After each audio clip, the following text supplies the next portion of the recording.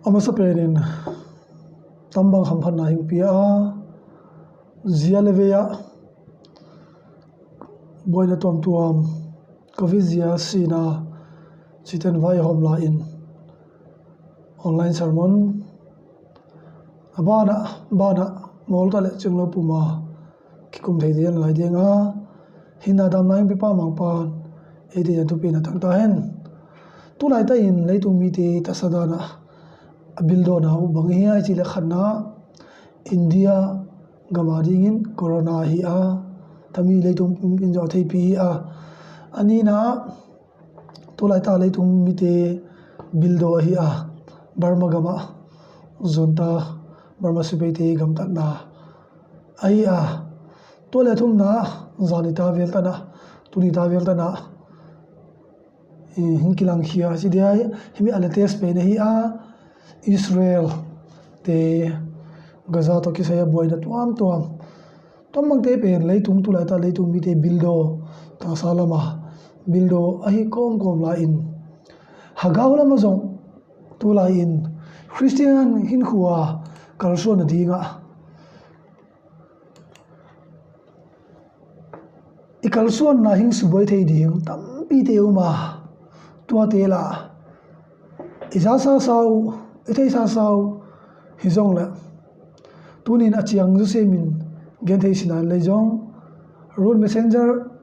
tu kumari nga alates pen isua tuana chiang time kigyal ding hi a tunin to teng gen tamna poimo danin tami yongdi a the church of almighty god ai the eastern lining church kichite tunin khangkha tampi ite nagamazong lasasiam tampi tate laisiam tampi tate ibiana nosia in tami the church of almighty god youtube tungtona pasian bianate zangding a hinau kipehia kilan hiam mi tampi te am tajia un tunin amaute hual na la tami tamte maban asol lo a amaute tan chin hingtheisah iza sainu lo khat veito zatha kia in thei thakia in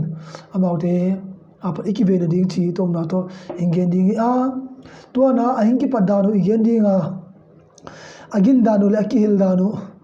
igen dinga tami to kisaya ama hatom to kisaya anasep danu igen dinga tole bangjia tami polte hingi chi pundeudewe bangin ponjia bangin mi hi baume ai manda church member kibewe chide igen dinga atom na hatom lam kaiten tamte bangchi hichi bang khang hatom lam kaiten tamite tungto na bangchi parla ding chin izodi hi tami the church of almighty god te to kisai igen masangin leitung a gindan tampi ta uma gindan Dihlou to tela gindan Dihlou ichi te neukhat amau amizia omzia ithena dingun igen masadinga gindan Dihlou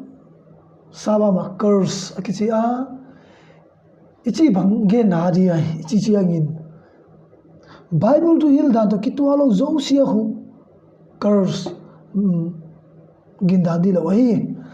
gindan Dihlou in Christian sakhuo lai hilta ahoisi khasi hi no thugilta khoisi che hi tua hi le Christian lai hilta thugilta khu pange banga ta diai ichi ai le khantan hoi khu Christian te thugil lai hil pe na hi a Christian di ta te hin khuwa ki pat na hi chinjong again hi to mi ji in tunia piang tha ka hi kichite adinga mangpa khantan hoi puan ja pen imo pu hi chi theile uruai isa hi solta polin bangchin again nei bible gen bangin Chris asia vuin auma nithumnin athokya ta chi in korin khanna bungsom nga tangthum tanglina again hi tole pol mai again be na bangchin again nei mi hen khatte solta Dihlou ahi wa duha chalak bolin mi asol in Jesus Christ lim a kisia mu hi tam thu ka gen pen lamdang sasi un azia pen setan ama ngel zong amel puwa van solta abang hi tuale setan nuwa zui ten zong ging tu te mel apua uzong atu pisi chi in korini na som la khanna tang som thuma pat som ngana again hi to le mang pa jesu si na le tho kya na khan tan hoi chi lo khan tan hoi dang te pen hu gindan Dihlou hi chin galatia bung khan na tang si le tang kya na again hi to le gindan Dihlou curse te aum dan bang chi thei di chi tami to ki sai gindan Dihlou lai bu pasen dam nang pe le mai la muna ei jo ha bang so khi ding a typing jang ki bol so sharta tuana koite gindan Dihlou hi a chi le gindan Dihlou te aum dan abang chi bang chi te otanga chiang se min ki gel ding hi hi jong le tunin itam na to teng la po curse dan gindan Dihlou te dan chi point som le kwa ka gel te la tam na giat kang la khi ding a to te pen top kim min gen ding hi gindan Dihlou te dan bang chi thei khia dia khanda bible khela mu kholna kila na certain extra biblical revelation chi himi amauten himi ging amauten alam kai ding te pen bible khel lama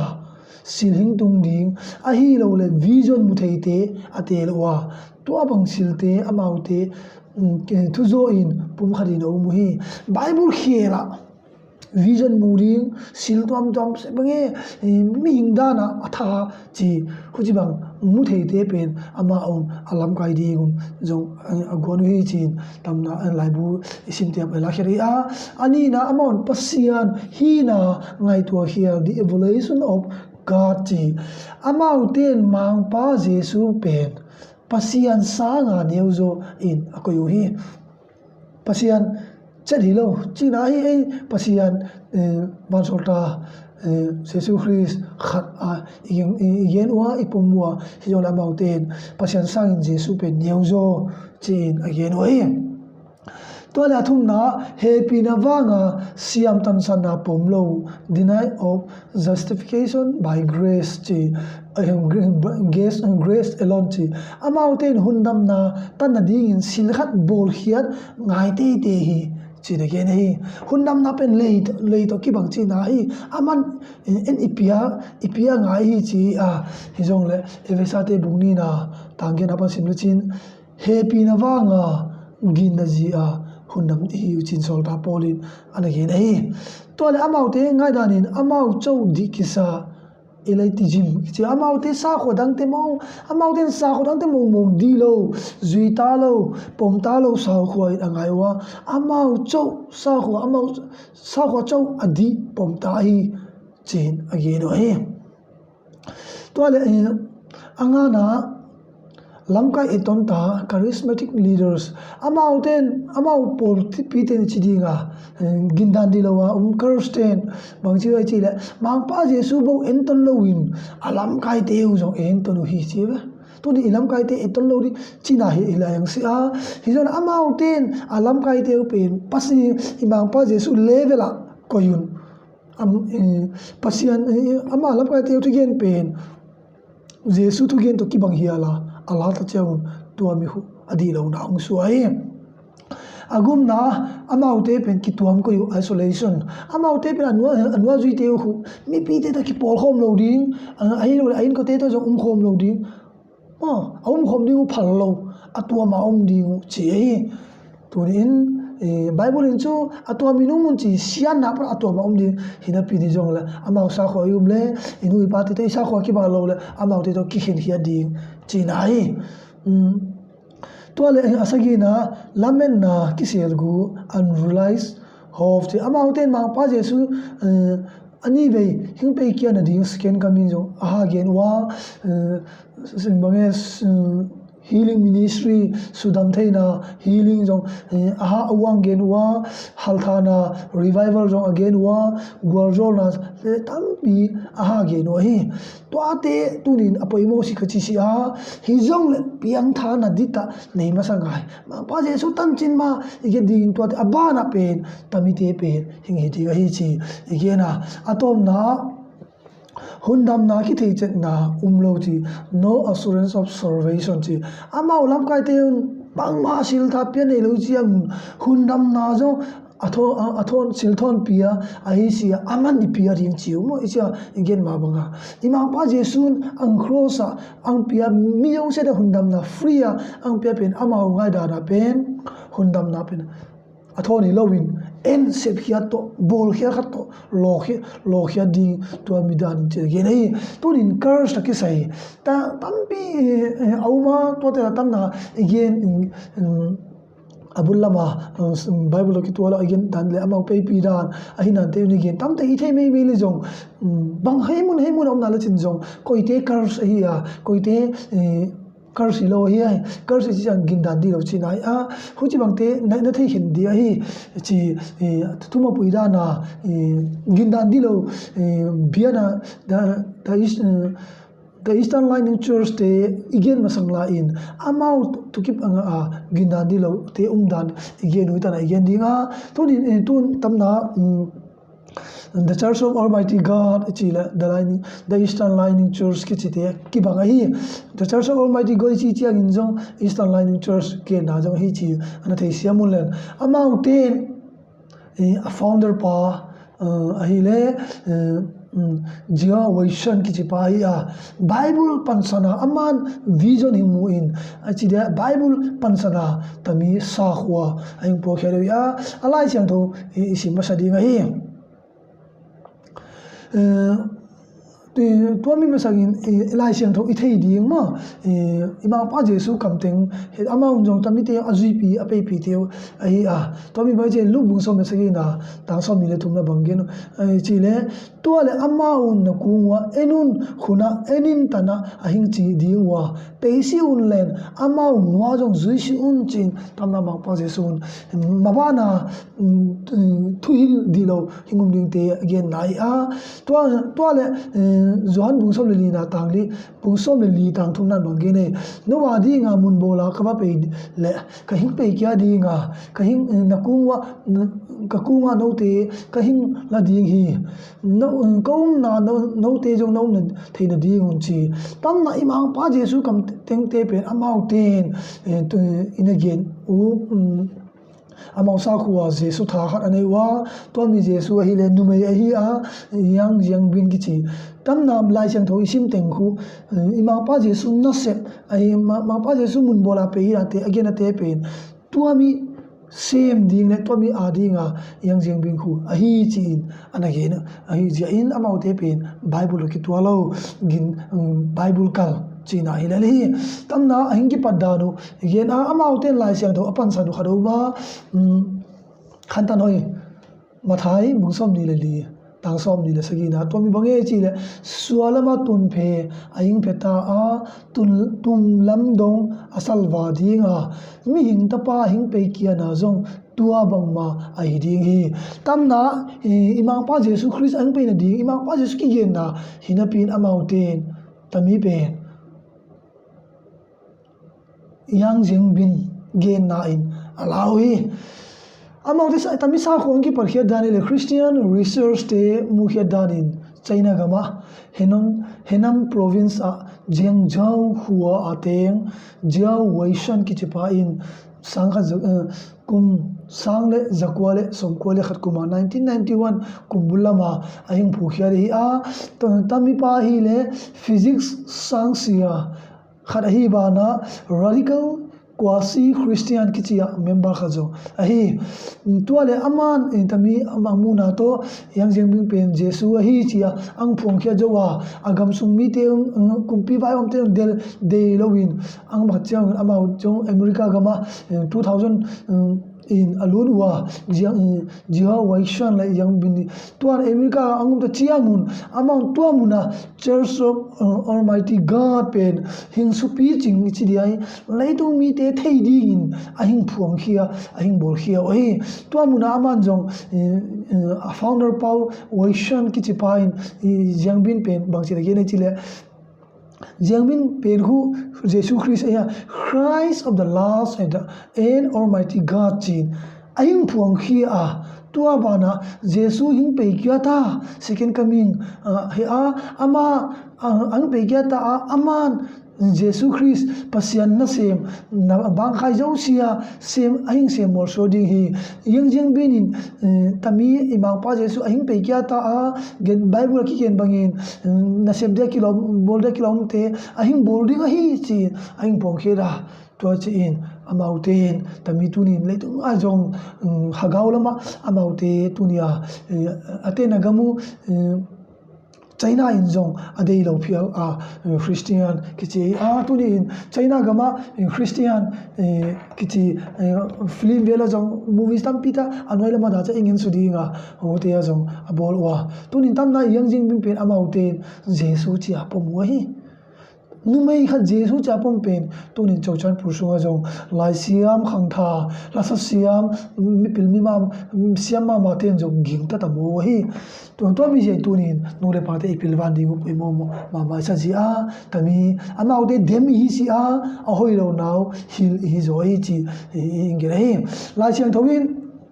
ming te khang thu didan again hun thum in again to mi pen amau te jong chin hun thum lawa amau ladan in le chin india khanna dan hun days of law chi tami hun pen pasian pen Jehovah pasian chim Jehovah dan in hinkila chin again to mi hun lai ta in pasian in Israel te dan to apui hi chin again to ani again ani hunni na khu hi le lungsian na hun and happy na huli chi days of grace chi tami huna pasian pen Jesus Christ hing pein cross aming te hing tan kheta chi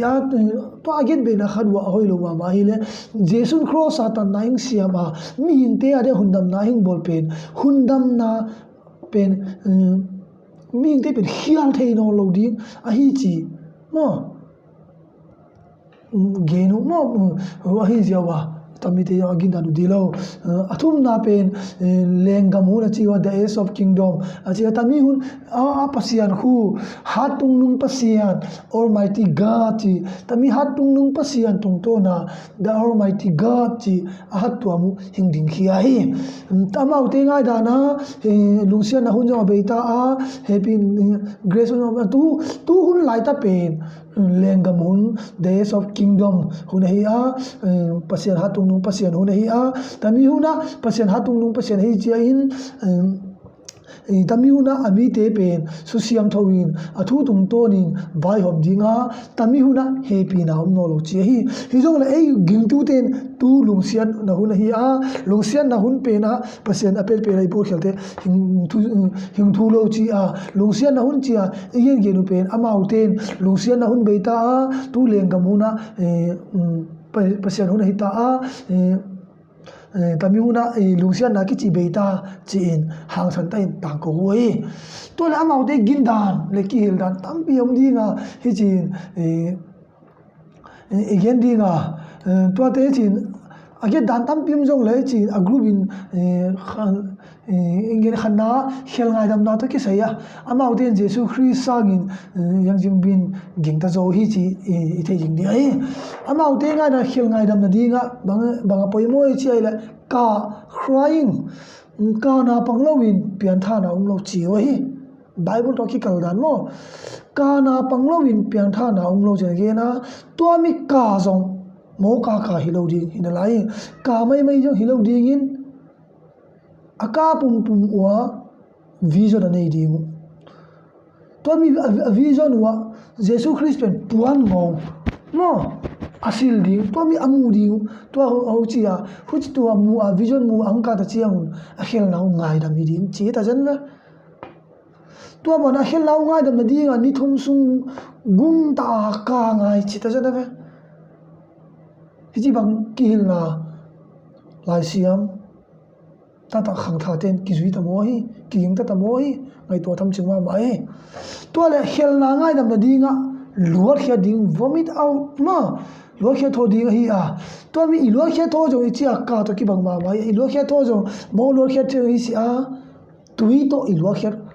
luar khom di tua cha tui to ing luar khom to chiangin I hel na ngai dam hi ding na luar pen tui to pang lo ai le na hel na ngai dam hi lo ding chi ta jan ve amau te kil da tua ban amau te trinity pom lo hi ba ta pa le hagau sem do amau te gen dan trinity hu mi ten alung simu abol to mu sol na hi bible in jong gen lo chin hang san ta gen no hi hi na tu ne evangelical ten bible te trinity what te ki mu sia hi zo ne trinity hi chi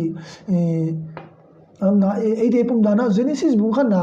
tang som ni le gup som e ai le pasian in mi te se ding in hing pe yun len ekibat pi e ma bang email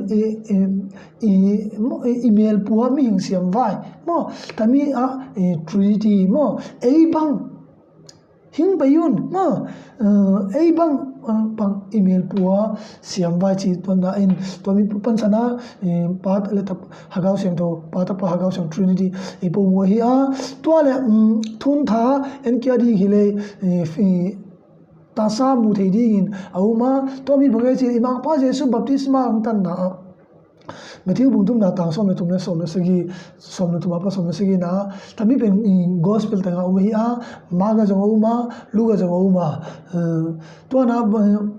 bangai chi le imang pa jesu baptisma ta sa na hing tanga ang ta lai ta in va na o pa pen o in ang kilanga to ba na hagau sang to pen va khu bang in atwang tu a to thing ingom chang in trinity pale ta pale hagau sem do chi hi about ten apam lo wangin en kipom hi me bible pansana kipom hi to ale ani na amau den hundam na to ki saya about de ngai na hundam na to ki saya bangsin ge wai chi le hundam amau pola mi harin report appear na dana hundam na to ki saya pasianin iging ta na dinga kalbi tum auma to mi le ama sa pe na joseph igin ta ding chi eva Joseph ginta din tua bana Jesu ginta din Jesu bana yang Xiangbin tam teng aban bana iginta chiangin tam te iginta na inkal suana ahile hundam na ki mudi hi chiu hi toale alina bible lo ki saya tunia ai ni jo holy bible busom guble bugu pen amauten bangene tu happy na hun tamil lai sang do pen busom guble bugu pen happy na huna ki janga hi a tu lengam huna ace of kingdom a zathe hino lo chi uta jan va busom guble bugu pen zathe hino lo toy pen holy bible pen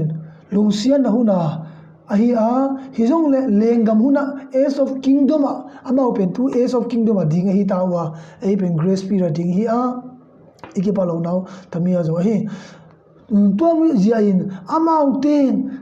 yang Xiangbin lai bu bol bible to kibangin the word appear in the flesh chi per hu bible to kibangin apomua tuami tungtonin pasien tu kilwa tuami bana yang Xiangbin in alai bugil dang in terms of Christ of the last day chile class 6 word of Almighty God le selection of the word of the Almighty God chi tanna laibu yang Xiangbin abol te pen bible to kibang a value bible sa man phajo hialin agelwa tua te kihil te hiwa tua ba kil doctrine Laisan pipiti izui mai di ngoma khadei ngai to na lai le chia ka hing ere to mi yen atwa le amau de angai da nu bange chia hi le tu khang ches age of kingdom lengam una pasian in hat tuam teng teng nuasiata leitunga denomination akim teng anuasiata the church of Almighty God te cho hagau siang thon pi chi ta januva amau hat tuam te bo pi hi ji in tami church of Almighty God te pen ging ta dinga hi chi oi amau te hat tuam sakhuo dang te pen pomlo chi china hi jesun hagau siang thoin nusiata china ve amau gendana tuami hi le tuni in nangleh ke ibiana teu zo amau ngai na pomta hi lo china hi to le ani na anasep danu le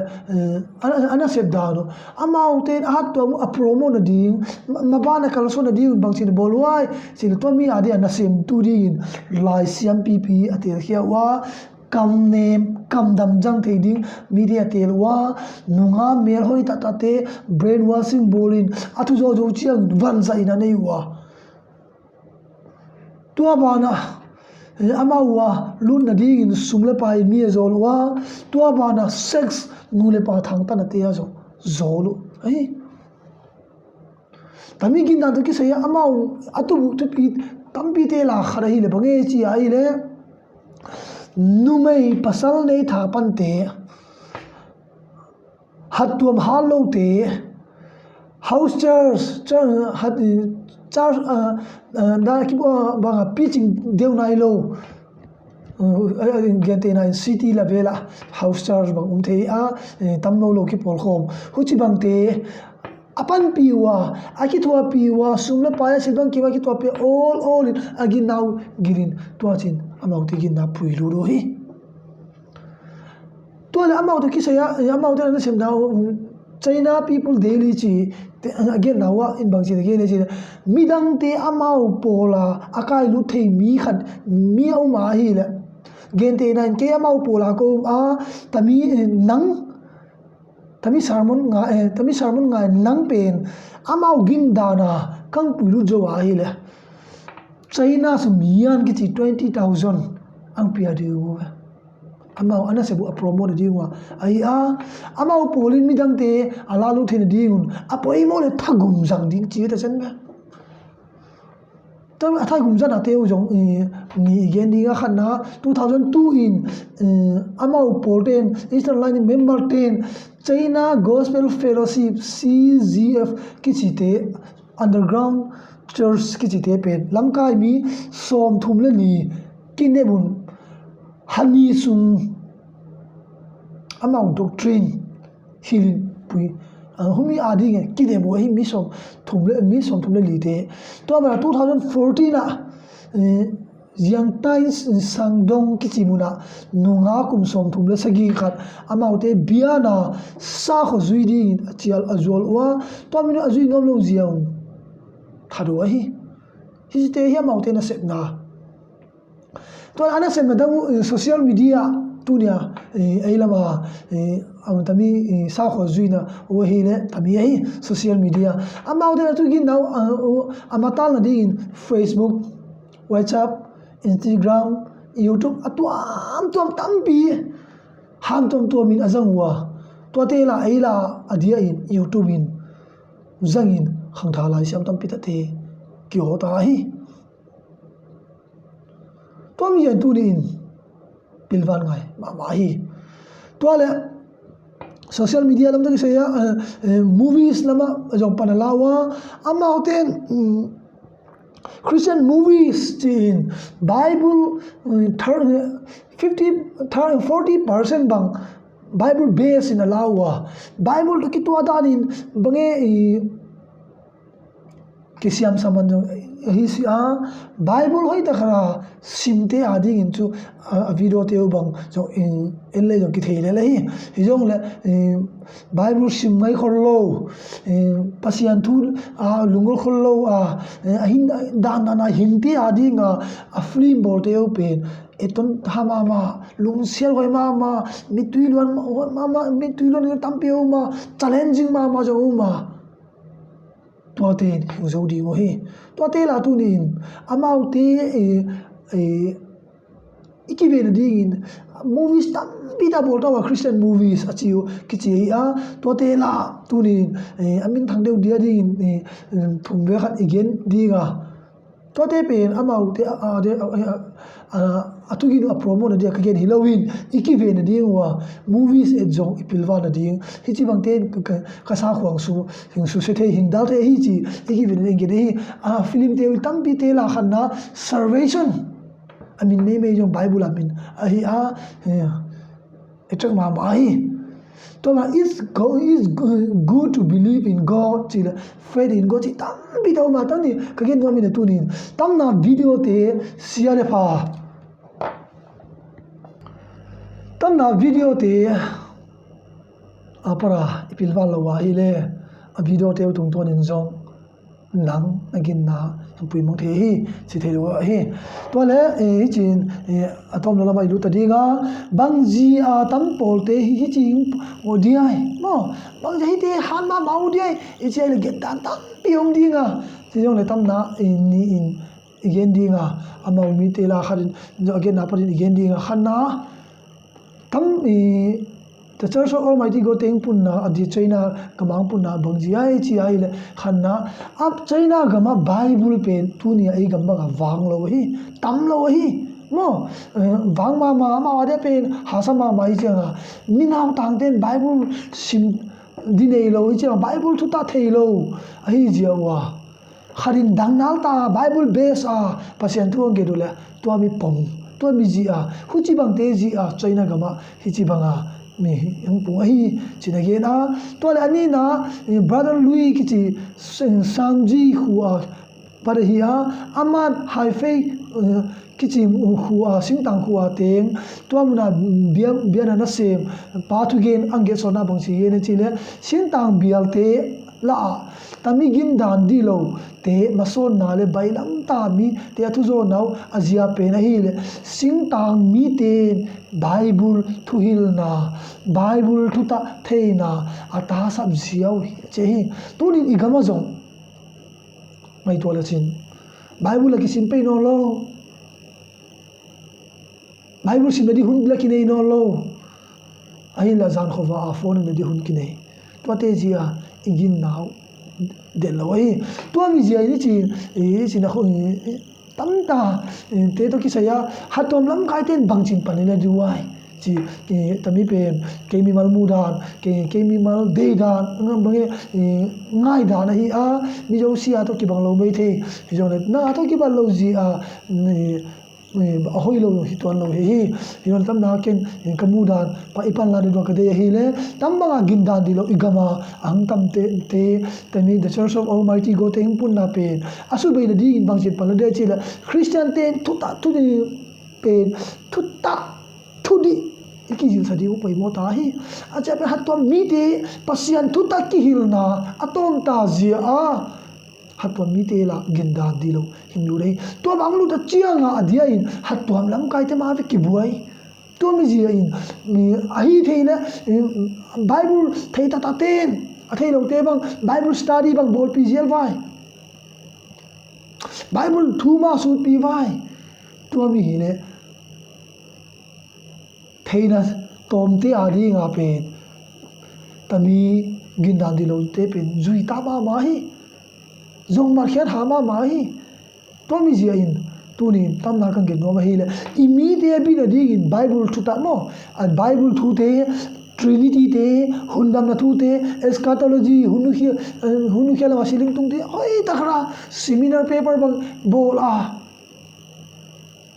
atam dei bang pe na hat mi te pasian thu ta ma to ki lo le tu ban kumli kumalo chia hang tha te tami thugina himpuadi ngun bian kai ki muno lo ding hi to mi je tu nia unau tio adia in lam ka khopi tami khang tha lai siam ma pilla siam nan sabi pi ne ya akhen te bang talen hoi ta ne ya la sa anan va hi jong le tami Gindan anan walu tha te ko kan gen no mai le tu ni mai tu tha in proba mung som le ni na tang som le ni nan bang chin ge ne mi sim vai mi hing di le kilom lampiau ma atom na si na hi chi ko tunin ki ngai to in tunin koi ma sakhuo dem hi si a hi chin khat gen jol le kaneu lai school high school a ko sa junior zoi a ama ben KBC hi a KBC ana thei tom so na pangin hing pi chin ang tang wal nuwa in KBC hoi si chin sabar ang nu sabar pen apu pa khanga sabar na hile kilom piala ahoi na gen kia to chi bang main Christian ana kyu moment pasian to nin hu jeng khang to in numei khat setan Jesus ki chia to ami ging to dia ki pum pia tunin ilai sang thon mi nga di le kilom lampi oma atom na ho si nai chi tami thu pil de in again no bu chile mi hing pil na in thu ta le thu di lo khel na la hoina akilom lo kan khia theina ding in ke bul phu na ching lo hi chi ve mi hing pil na siam na pe pasian hing kila na kamal bible khu hin khuwa di zan na di hi a ilam pial lo na di hi a ikita hil na di ki bul phu na di hi to mi jian mi hing te ngai to na pen si na tan hi giap a hi jong le bible pasen de na pen hin na hi chi tami na pra ki na hi tu mi jian tu ni in ki ngai to vai tambang din muna tambang mi de nang zol kha ta chiang in ngai to la chin numei yang Xiangbin Jesus chi a Bible pen tu ama wala tu huna za hun hinolo chin tu a Jesus nu lai bugel te pen zuyu to mi an tu ni tambang din muna nom chiang in nabua ya ama ote apra zol na namua nabua ya ile thudi thu ta na thei nom le khum jinin ma pa ko thu min ma pa alam pi hilin bang ji bang te di le di lo na lai jang tho apra ka pial bang lo ri hing pan pin chin thum le to mi nu le pa ten jong itai nau te tami sala par aswa ta na dinga ithum pi di upai mo ma hi tunin igam sunga lai siam tampitahte la siam tampitahte meroi tampitahte tami yang Xiangbin Dihlou rin bia jong kaino loin YouTube pawa bia na nei tao hi to mi jen tunin tu to che banga YouTube a bia nei te tunin hing pai khomun len pasien bia in pi sunga tum ging le zaila to ama phat phai chin ka hing nge nei tunin ngai to vai tamna the church of Almighty God chi te boy na tom tung te in atom na ching igen dinga tamte imang pa jesu hin pe di hi chin nai anai da a hil chen nai to mi zia in tam na pra igen nom lem ngai hi te kai ngi nom hi la piang tha in che ba jesu ni ko dem kunga na piang tha di hi chi kan pen lam dang sa sin na piang tha lo le van gam lu si ba te chi ma ba nang la ke jong nang jong na piang tha lo le van gam lu lo ding da to mi zia in piang tha da thu hundam na thu igen te pen nanu ye za ra neu la par ki gen ta na chi a jesu hing pen dem kan neu la ki gen tang tung thelo chi a tu tang tung thelo na pen nang naman nai lo zia ma pang kum nai lo hi khazo di gai to mi jain tunin panlain lang pa tami hun te para adia Gindan Dihlou tampitahte la tu ne igama ki thang the church of Almighty God te para khangtha tampitahte tami sermon nga he tu te adia khangtha te adi ai la nu le pa te ki ve le ding in mang pa chinglo pum pum ba gen te a thei siam ding le Bible ma Gindan ti hi da Bible ma ki bul pun de ti ta hi da thei jap che ding in mi ma cha to pa pe cha ta hen thum ngang nei wa mang pa lung da mu na lai chang tho ka mu dung jun ko le ka ni te dai chiang in thu hil Dihlou boy na tuam na le sat lung khamang ba teng tung di chi ni ken teng tungin tun ko te la jong thu hil Dihlou teng tungin the church of Almighty God chia chaina te biana ka chi chi tun ko te la khangtha te la jong tami biana a kala sa siam ta te lai siam tam pi te me roi tam pi te to mi sala o in mang pa nang ma biana jong ngai sa no lo in phone tung to ni amau te to ki khom tau to te ka za chiang mun na ka sa amau te bo re bang ma ka nei lo zia in to bang te pa ba hoi lo hi da na lai sang dong tu na ma pa ta mi social media ana za so nuwa a hoi lo na ma pa angki le ding tum na to pan keng la a ching lo pum pum le mol pum keng su te thu phang pia in len ta mi sala tang ti a dinga zalenna sal apra por khian na angin gol zol ding chin gol zol na keng e sai no le pa tin jong thei top suwa ta le nau te ginadia ka pu them ding thum na to na lai siam tho ditan na to pu a pan kala the ding na tu ta na lu gin na tu gilte to ma pa pa sia hatwa mi te lam kai ten hatwa mi te ka pu the tu pang pia hingol zol cha dingin kamang pa na zure jesu christ ko tung din kai thu he amen na zo vai le long da mi nge